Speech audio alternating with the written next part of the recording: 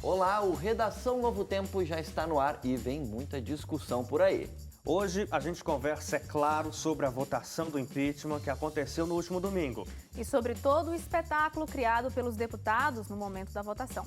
E ainda, a internet ilimitada aqui no Brasil pode estar com os dias contados. E as línguas indígenas brasileiras também estão ameaçadas de extinção. Tudo isso e muito mais você acompanha agora no Redação Novo Tempo.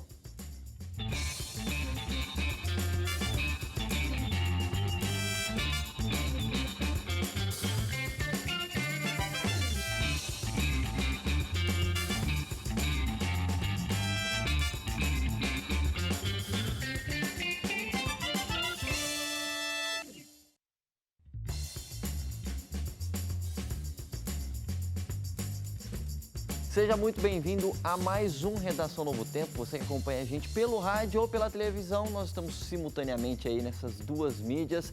Hoje nós estamos importados, internacionais, eu não sei qual adjetivo usar. Temos Ana Lopes, jornalista peruana e paraguaia e do mundo, Argentina, norte-americana e tudo um pouco. Seja bem-vinda, Ana. Obrigada, muito obrigada. Ana, cidadã do mundo, né? É verdade. Para quem não tem ideia, a Ana Lopes ela é jornalista aqui na Novo Tempo, só que na nossa emissora em espanhol. Eu diria, para você entender bem facinho, a Ana Lopes é a Suzane Lima em espanhol, entendeu? Porque ela apresenta o Revista Novo Tempo em espanhol na nossa emissora que fala a outra língua. Suzane Lima, nossa versão nacional da Ana Lopes. Seja muito bem-vinda mais uma vez. Ficou legalzinho isso Você daí, gostou? né? As duas garotas das boas notícias estão aqui hoje juntas, só. né? Só que você é das boas notícias, ela é das buenas notícias. É verdade, com essa diferença. Oi para todo mundo, oi pro pessoal de casa. E, por último, Hélio Moura. Seja muito bem-vindo mais uma vez. Muito obrigado. Eu achei que você ia dizer que nós estamos deswagnerizados. É verdade, estamos deswagnerizados. Wagner está numa comemoração especial nesta semana, mas não estamos só, porque Ana Lopes está aqui. Bom, você pode interagir com a gente para não nos deixar aqui debatendo sozinhos. Você pode entrar no nosso site novotempo.com/jornalismo ou interagir por meio das nossas redes sociais. No Facebook é facebook.com/ntjornalismo, no Twitter e no Instagram @ntjornalismo. Bom, a gente tem o hábito aqui das notícias que mais impactaram durante a semana. Vou começar com as visitas aqui, né? Ana Lopes. O que mais te chamou a atenção durante essa semana? Bom, uma das principais notícias na região, na verdade, e nos países hispanos foi o terremoto, principalmente do Equador. A gente teve as notícias também do terremoto lá em Japão, mas aqui bem mais perto da região foi o do Equador. Foram até agora mais de 500 as vítimas mortais. É verdade. Inclusive, no Revista Novo Tempo, a gente acabou noticiando sobre isso por conta de ações da Agência Humanitária Adventista, a ADRA, ajudando ali, né? Tanto no português, no Revista Novo Tempo, quanto no Revista Novo Tempo. Exatamente. Tem uma conta corrente da ADRA que já passamos assim na Revista Novo Tempo. E a gente usou e, na verdade, precisamos de muita ajuda, muitas doações. Com certeza. Suzane Lima, o que te chamou a atenção durante essa semana? Foi a infeliz coincidência do prefeito preso logo após a esposa dele ter elogiado ele durante a votação lá do impeachment. O prefeito é da cidade de Montes Claros, Rui Muniz, e a deputada é a deputada federal Raquel Muniz. Durante a votação, todo mundo elogiou alguém ou votou em nome de alguém, e aí no final ela disse a seguinte frase: é para dizer que o Brasil tem jeito. E o prefeito de Montes Claros mostra isso para todos nós com sua gestão. Aí o que acontece? No dia seguinte, ele foi preso. Ele é acusado de desviar dinheiro de hospital público em favor do hospital particular que a família dele é gestora. A Polícia Federal disse que foi apenas uma coincidência, porque houve uma notícia antecipada sobre o fato, então eles tiveram que antecipar também a prisão. Mas foi, assim, mera coincidência. Ele ainda deve ser julgado para saber se isso procede mesmo, mas já teve a prisão preventiva decretada. Eu brinquei, inclusive, assim, que se eu fosse uma esposa que não soubesse desse fato, né, vai que ela não sabia, nesse momento, no dia seguinte, eu também teria feito questão de aparecer lá e mandar prender, porque a vergonha foi muito grande, né? Agora, se ela sabia, né? Hélio Moura, que notícia te chamou a atenção? A notícia maior com relação a essa aí da Suzane, que foi a votação do impeachment lá na Câmara no domingo. Na verdade, foi o final de semana inteiro, né, de discussões lá na Câmara, e aí no domingo, depois de 9 horas, quase 10 horas de sessão... Você acompanhou toda a votação? Não, inteirinha não. Eu fiquei às 4 horas assistindo. Quando deu o voto 342, aí eu parei. Eu vi o começo da votação, vi antes, né, desde de manhã, já estavam lá na Câmara fazendo aqueles debates, com aqueles discursos, enfim... E aí, quando começou a votação, eu comecei a acompanhar, depois parei um pouco, saí com a família, voltamos já à noite e ainda estavam aí chegando no 342. Aí foi engraçado, porque no condomínio onde eu moro, as pessoas começaram a gritar fora síndico.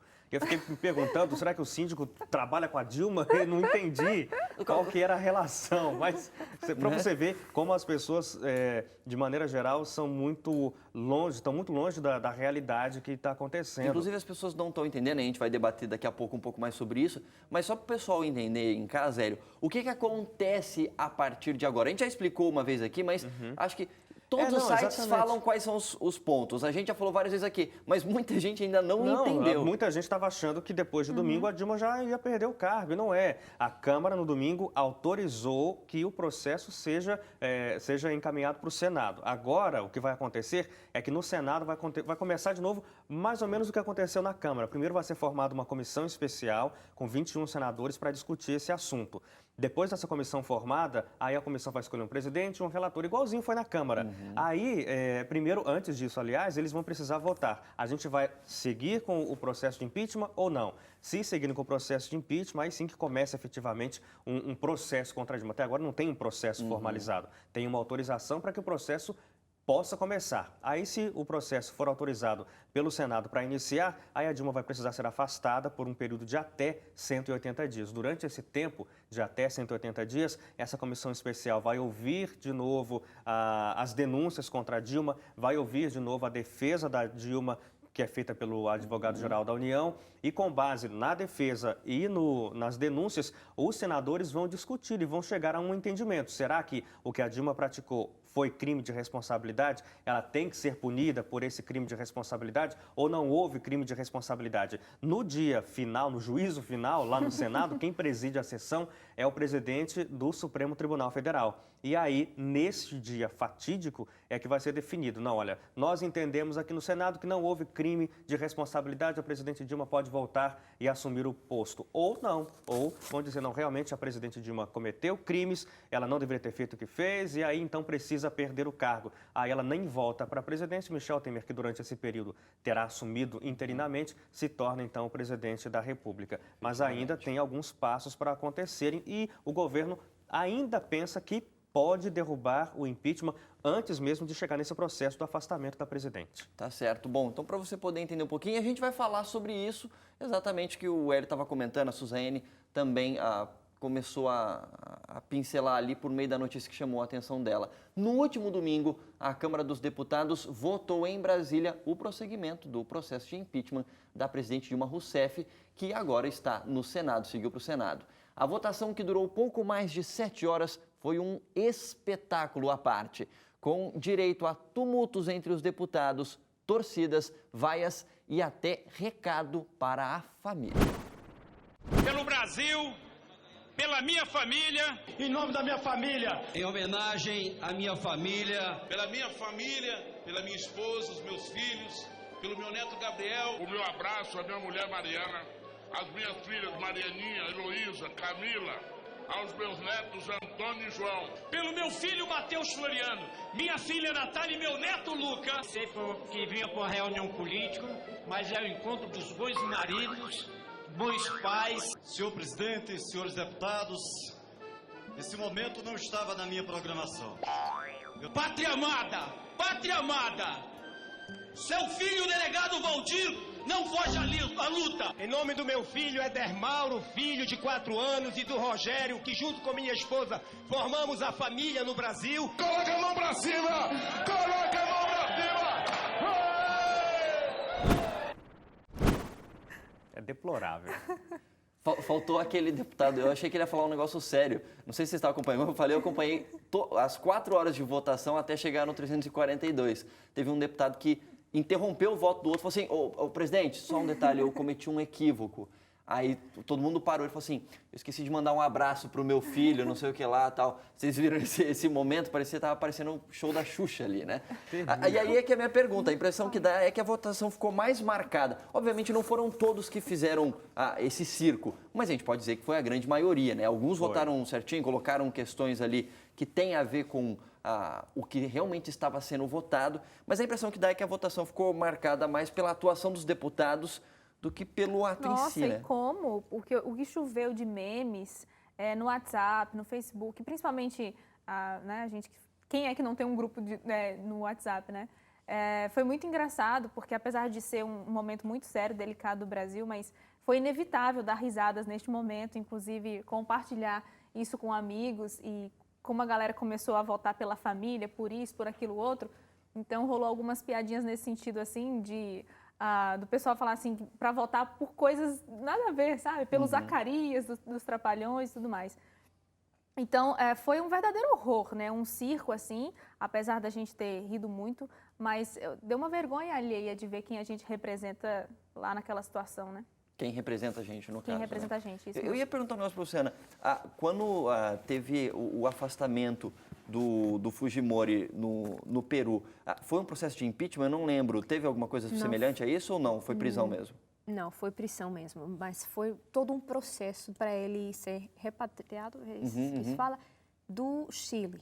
Que ele chegou no Chile, ele queria tentar novamente a presidência, e aí foi que foi preso e ele chegou finalmente no Peru. O processo do juiz começou de novo, o processo em si começou tudo e foi um tempo muito longo. E isso que eu queria até perguntar para o Hélio, será um processo muito longo aqui até chegar na última decisão? Quanto tempo do início ao fim é bastante, né? É bastante desde que começou ou desde que vai começar no Senado? Do Senado até o fim tem um prazo de até 180 dias, mas esse prazo de 180 dias ainda não está contando. Ele vai começar a contar a partir da formação da comissão especial. Segundo Renan Calheiros, a comissão vai ser formada na segunda-feira agora. Então, na segunda se forma a sessão, a comissão especial, aí eles já terão um prazo para poder fazer a primeira reunião para escolher o relator do caso e o presidente dessa comissão, e a partir daí começa a contar o prazo de 180 dias depois que for aceito no Senado o processo contra a Dilma. O governo ainda acha que talvez consiga que o processo não seja aceito, mas se ele for aceito, aí a partir da aceitação, 180 dias. Então, fora do Brasil, a imprensa é isso que destaca, é um processo longo, difícil, mas não é impossível, a destituição da presidente. O governo, inclusive, algumas alas do governo já imaginam que vai ser difícil, embora tenham a esperança, mas que vai ser difícil de barrar o começo desse processo lá no Senado. Barrar como? Os senadores vão precisar votar. Como os deputados votaram, não, nessa votação de domingo eles vão ter que votar, a gente concorda que vamos precisar abrir uma sindicância contra a presidente Dilma. Nessa comissão menor, né? Se nessa votação eles entenderem, não, olha, a acusação é frágil, realmente o que está dizendo aqui não tem base, então vamos arquivar isso. Se arquivarem, vitória para o governo, aí para poder ter um impeachment tem que começar tudo de novo lá na Câmara. Agora, se isso não for arquivado e o governo teme que não vá ser arquivado, porque se considerar só os partidos que hoje ainda fazem parte da base do governo Dilma, o governo tem 15 votos, 15 senadores contra pelo menos 65 que são de partidos abertamente da oposição. E aí você tem aqueles que ficam no meio termo, como o PMDB, o próprio PMDB, tem gente que é a favor, tem gente que é contra o governo, então, numericamente, é bem difícil que o governo consiga derrubar o começo do processo. E nessa comissão não precisa de 2/3 dos senadores aprovarem, só metade mais um, né? Metade mais um de quem estiver no plenário. Então, se só tiver a partir de pelo menos 41, que é a metade dos 81 senadores, se tiver só 41 e metade mais um desses 41 aceitarem, então já está valendo o início do processo. E aí, assim, se o processo for aceito pelos senadores para ser conduzido contra a presidente, aí muito dificilmente esse processo vai cair depois, porque aí você já tem a maioria dizendo nós queremos investigar a presidente. Agora, tem um detalhe, né? Porque muita gente se sentiu incomodada com o circo que se formou na votação de domingo, etc. Agora, a Ana até me perguntou aqui, quantos são os deputados? 513, né? 513. E aí eu vi alguns artigos que estavam falando assim, alguns deles, exatamente pelo número tão grande de deputados que a gente tem, muitas vezes eles não aparecem e não conseguem dar satisfação do que eles estão fazendo. Então, aqueles 10 segundos que às vezes se tornou em 15, 20 ou 30, né, por conta do tamanho do discurso, e ainda mais que estava... Eu não vi dados de audiência, mas devia estar com audiência de final de Copa do Mundo, eu acho, porque eu lembro do meu prédio, eu olhava, estava muita gente assistindo, várias emissoras pararam a programação para passar isso, então eu lembro que quando também terminou, deu os 342 votos, pelo menos perto de onde eu estava, teve fogos, buzinaço, então estava com um clima de Copa do Mundo, né? Então, muitos deles aproveitaram para, de alguma maneira, se promover, a gente poderia dizer, num momento como esse, uma vez que estava todo mundo olhando para a Câmara dos Deputados? Isso é evidente, uma promoção muito ruim, porque se ao menos tivesse usado o tempo, eram 30 segundos que eles teriam para votar, né? E você falou, teve gente que passou muito desse tempo, porque foi relembrar a própria história, a história da família envolvida na política da região, de onde vem, e aquela coisa assim que foi triste de ver, porque não era o momento, sabe? Você via, por exemplo, aquele deputado que estourou o festim até no vídeo ali no final vídeo que a gente mostrou, ele já tinha feito isso durante o fim de semana também, quando foi fazer qualquer discurso.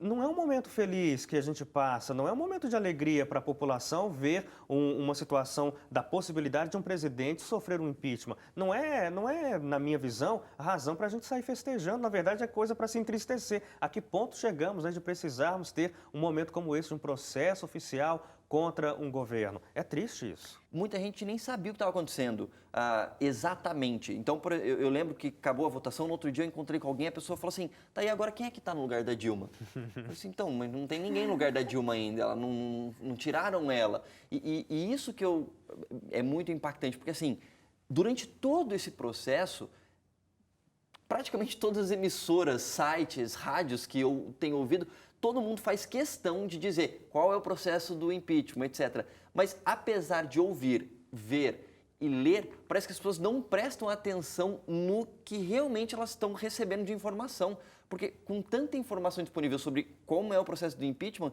como é que acontece um negócio como esse no domingo e as pessoas acham, beleza, então acabou já. Agora acabou, Dilma. Mas é interessante, Leite, porque se você for olhar para o Congresso, para a Câmara dos Deputados, você vê que os próprios deputados não entendem o que está acontecendo. Uma prova disso são esses discursos terríveis que eles fizeram lá. Como, sabe, o processo contra a presidente Dilma, o impeachment, é baseado em 2 denúncias apresentadas por aquele grupo de juristas. São 2 denúncias referentes a possivelmente o cometimento de irresponsabilidade fiscal, por conta daquelas chamadas pedaladas fiscais, que foi o governo usar dinheiro dos bancos públicos para manter programas sociais e não informar isso ao Banco Central como se fosse um empréstimo. Aí o governo argumenta que realmente não foi empréstimo nenhum, os bancos fizeram essa contrapartida e depois o governo devolveu. Mas na visão de quem está acusando a Dilma, isso não deveria ter acontecido. Ela tinha que ter feito um empréstimo oficial desses bancos e depois devolvido o dinheiro e informado essa transação ao Banco Central. Isso aí, por isso, é chamado de pedalada fiscal, porque enquanto você um pé empurra, o outro está aqui aliviado. É esse o sentido. E a outra acusação é por conta de ela ter assinado decretos que autorizaram um crédito suplementar que acabou aumentando os custos do governo. Aí, abrindo mão de algumas receitas por conta da Copa do Mundo, essas coisas assim. São as duas coisas que deveriam ser analisadas pelos deputados, inclusive na hora do voto deles. Mas eles foram votar falando sobre mensalão, falando sobre petrolão, falando sobre quando a Dilma era presidente do Conselho Administrativo da Petrobras. Você vê que eles não sabiam o que eles estavam fazendo ali na hora, entendeu? E aí é difícil você querer que a população saiba. Eu acompanhei as 4 horas de votação, pelo menos até o voto 342, que meio que definiu, que definiu a situação. Eu lembro que foram muito poucos os deputados que realmente falaram com propriedade sobre isso. Eu poderia contar, não vou dizer que dá para contar nas mãos, porque foram mais de 10, mas eu acho que deu assim uns 15, no máximo 20 ali, que eu realmente vi que falaram, olha, por conta disso, disso e disso, ligado à denúncia que foi feita, eles estavam votando. A maior parte, como você falou, votou pela mãe, pelo pai, pelo macaco da véia, sabe?